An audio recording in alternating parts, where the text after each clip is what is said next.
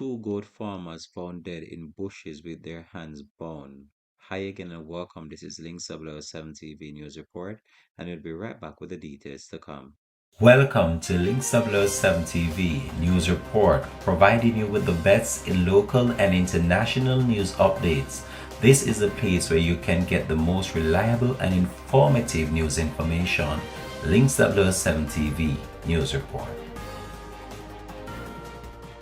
Welcome back, and thanks for joining us. This is Link 7 TV News Report.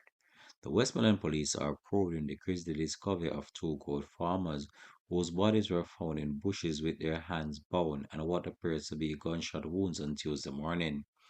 The deceased man has been identified as 65-year-old Henry Jones and 42-year-old Brian Chambers, both of Cowley Grange, Grange Hill in the parish.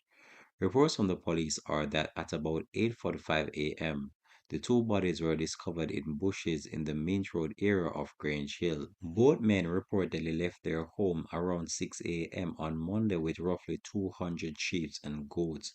Later that afternoon, residents became suspicious when some of the animals returned, but the farmers didn't. The police were called and a search launched.